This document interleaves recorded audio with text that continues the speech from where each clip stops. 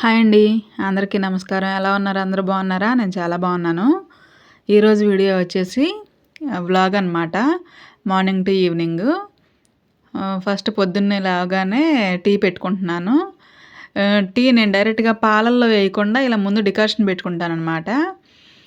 Tea పొడి, పంచదార, water పెట్టి కలిపి ముందు డికాషన్ పెట్టుకుంటాను. డికాషన్ పెట్టుకొని అందులో పాలు పోసి ఆ తర్వాత టీ మరగబెట్టుకొని తాగుతాననమాట.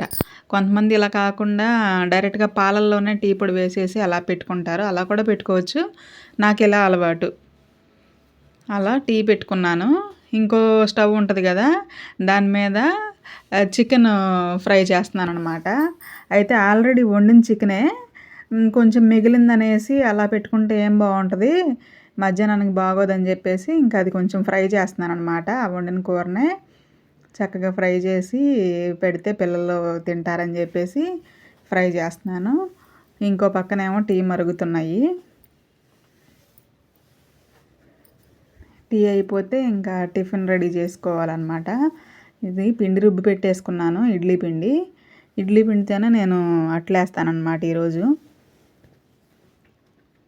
పిండి మొత్తంలో ఉప్పేసేసుకుంటే అది తొందరగా పులిసిపోద్దనమాట.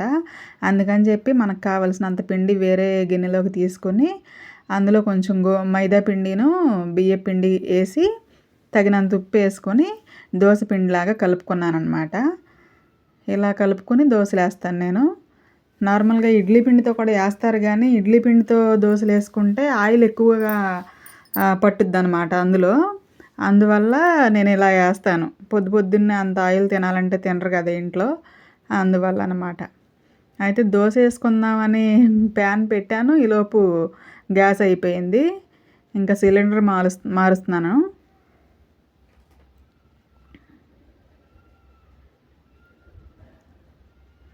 భలే టైంకి అయిపోతాయి ఈ మాత్రం. ఇంట్లో ఎప్పుడైతే హడావుడిగా ఉంటామో ఆ టైంలో ఈ గ్యాస్ అయిపోవటాలు, లేకపోతే లైటర్ పని చేయకపోవటాలు ఇలా జరుగుతూ ఉంటాయి. పెడుతున్నాను గ్యాస్ సిలిండర్ పెట్టిన తర్వాత మళ్ళీ మొదలు పెట్టుకోవాలి వంట. ప్యాన్ అలా పెట్టానో లేదో స్టవ్ కొండెక్కిపోయింది. కొంతమంది లేడీస్కి సిలిండర్ పెట్టుకోవటం రాదు కదా, అందుకని చూపిస్తున్నాను. పెట్టేసి మళ్ళీ స్టవ్ ముట్టించేసాను. ఇదిగోండి దోశ కూడా వేసాను చూడండి. పిండి చక్కగా నైట్ రుబ్బి పెట్టుకున్నాం కదా, చక్కగా ఊరిందనమాట. అలా బాగుంటుంది. దోశలు కానీ ఇడ్లీ కానీ వేసుకుంటే చక్కగా సాఫ్ట్గా వస్తాయి అన్నమాట. ఇదేమో ఇక్కడ ఇది వేపుడు అయిపోయింది, చికెన్ వేపుడు అయిపోయింది. ఇంకా అది దింపేసి దోశల్లోకి టమాటా చట్నీ చేస్తున్నాను. టమాటా ముక్కలును పచ్చిమిరపకాయలు చింతపండు కొద్దిగా వేసి ఉడకబెట్టుకుంటున్నా, అదే మగ్గబెడుతున్నాను అనమాట. కొంతమంది అవి సపరేట్గా మగ్గబెట్టుకుంటారు. అంటే ముందు పచ్చిమిరపకాయలు వేయించేసి అవి తీసేసిన తర్వాత చింతపండు టమాటాలు మగ్గిస్తారనమాట. అలా కూడా చేసుకోవచ్చు కానీ ఇది కొంచెం ఈజీగా ఉంటుందని చెప్పి నేను ఇలా చేస్తాను. అవి మగ్గుతున్నాయి పక్కన, ఇటు పక్కనేమో దోశలు వేస్తున్నాను అనమాట. మధ్యలో హోల్ పడింది దోశకి. ఇడ్లీ పిండితో అంత ఈజీగా రాదండి. ఎక్కువ ఆయిల్ తీసుకుంటుందిను, మందంగా అలా వస్తాయి అన్నమాట. అందుకని చెప్పేసి నేను అలా బియ్య పిండి అలా కలుపుకొని వేస్తాను. ఇడ్లీ పిండితో వేయాలంటే కనుక బియ్య పిండి కానీ మైదా పిండి కానీ కలుపుకొని వేస్తాను. ఇటు పక్కనేమో రైస్ పెట్టేశాను.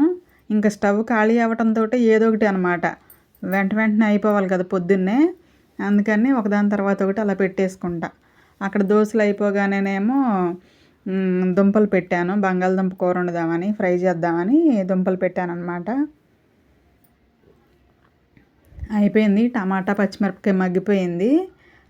ఇంకా ఒక 2 నిమిషాలు మగ్గిచ్చేసుకొని పక్కన పెట్టేసుకొని చల్లారి చేసుకుంటే మిక్సీ పట్టేసుకోవచ్చు. ఇంకా దోశల్లోకి టమాటా పచ్చడి చాలా బాగుంటుంది. అది దింపి పక్కన పెట్టేసుకుని ఈలోపు మన టేస్ట్కి సరిపడా ఉప్పు, వెల్లుల్లిపాయ, జీలకర్ర ఇవి పట్టేసుకుంటాను నేను మిక్సీ. దుంపలు కూడా ఉడికిపోయినాయండి.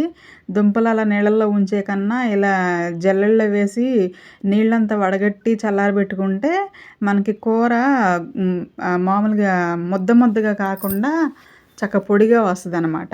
ఇదిగోండి పచ్చడి కూడా ఆడేసుకున్నాను, అయిపోయింది. దుంపలు ఒలిచేసి ముక్కలు కోసేసాను. సన్నగా ఉల్లిపాయ పచ్చిమిరపకాయ కూడా తరుక్కున్నాను అనమాట. బంగాళదుంప వేపుల్లోకి ఉల్లిపాయ నిలువుగా కోసుకుంటే బాగుంటుంది, అందుకని చెప్పి నేను నిలువుగా కట్ చేసుకున్నాను. ఇంకా కూర కోసం బాండ్లీ పెట్టేసి ఆయిల్ వేసుకుంటున్నా. ఆయిల్ హీట్ అవ్వగానే తాలింపు దినుసులు, జీలకర్ర, ఎండుమిరపకాయ వేసి వేపుకుంటున్నాను అనమాట. ఇంక ఈ ప్రాసెస్ అంతా అందరికీ తెలిసిందే, కానీ నేను చేసే విధానం మీకు చూపిద్దామని చెప్పి చూపిస్తున్నాను అనమాట. తాలింపులు వేగిపోయిన తర్వాత ఉల్లిపాయ పచ్చిమిరపకాయ కూడా వేసి ఫ్రై చేసుకుంటాము. ఇది ఫ్రై అయిన తర్వాత ఇప్పుడు పసుపు వేసుకుంటాం కొద్దిగా. మళ్ళీ దుంపలు వేసిన తర్వాత పసుపు వేస్తే కలిపేటప్పుడు కొంచెం బాగోదన్నమాట. అందుకని ముందే ఇక్కడ వేసేసుకుంటే దుంపలకి ఈజీగా పట్టేస్తుంది పసుపు అనేది. అందుకని నేను తాలింపులోనే వేసుకుంటా. ఇవి వేగిపోయిన తర్వాత పసుపు కూడా కలిసిపోయిన తర్వాత ఇప్పుడు దుంపలు వేసేస్తాం. దుంపలు ముక్కలు కోసి పెట్టుకున్నాం కదా ఉడకబెట్టి, అవి వేసేస్తాం. ఇంకా ఫ్రై చేసుకోవటమే. పొటాటో ఫ్రై అయితే చాలా బాగా కుదిరింది. మనం చన్నీళ్ళల్లో వేసి ఒలిచేటప్పుడు వేడిగా ఉంటుందని చల్లటి నీళ్ళల్లో వేసేస్తాం ఉడకబెట్టిన దుంపలని. అలా వేస్తే అస్సలు కర్రీ బాగోదండి. మనం విడిగా ఒక జాలిగరిటెలో వేసి కాసేపు ఆగి ఒలిచి పెట్టుకుంటే ఆ టేస్ట్ బాగుంటుంది. ఇంకా దుంపలు కాసేపు మగ్గిన తర్వాత టేస్ట్కి సరిపడా ఉప్పు, కారం వేసి ఫ్రై చేసుకోవాలి.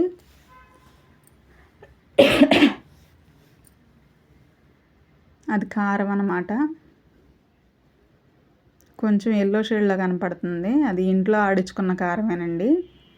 టేస్ట్కి సరిపడా ఉప్పు, కారం. మా ఇంట్లో అయితే కొంచెం బాగానే తింటాం ఉప్పు, కారం, అందుకని నేను కొంచెం ఎక్కువగానే వేస్తున్నట్టున్నాను. చూసే వాళ్ళకి మరీ ఎక్కువ అనిపిస్తుందేమో, మీ టేస్ట్కి సరిపడా మీరు వేసుకోవచ్చు. మా ఇంట్లో అయితే తింటారని నేను వేస్తున్నాను అనమాట ఉప్పు, కారం. ఇది కూడా కొంచెంసేపు మగ్గిన తర్వాత మనం ఇంకా లాస్ట్లో ధనియాల పొడి చల్లేసుకొని దింపేసుకోవచ్చు, అయిపోద్ది కూర. ఇంకా అదిగోండి ధనియాల పొడి కూడా వేసేస్తున్నాను. వేసిన తర్వాత 1 నిమిషం మగ్గించుకుంటే, కలుపుకొని 1 నిమిషం మూత పెట్టుకుంటే మగ్గిపోద్ది. ఇంకా తర్వాత కర్రీ అయిపోయినట్టే. ఇదేనండి ఈరోజు నేను చేసింది ఇంట్లో. ఇంకా పై పనులన్నీ చూపించలేం కదా, మామూలుగా ఇంకా గిన్నెలు కడగటం అని, బట్టలు ఉతకటం, ఇవన్నీ చాలా పనులు ఉంటాయి. ఊడ్చుకునేది అది చాలా పనులు ఉంటాయి, కానీ మెయిన్గా ఇవి పొద్దున్నే చేస్తాం కదా అని చూపించుకుంటున్నాను నేను. Thank you for watching friends. Thank you so much. అదిగో బయట ఏదో సౌండ్ అయిందంట, చూడండి ఎంత గట్టిగా చేస్తున్నాడో మావాడు. Thank you friends.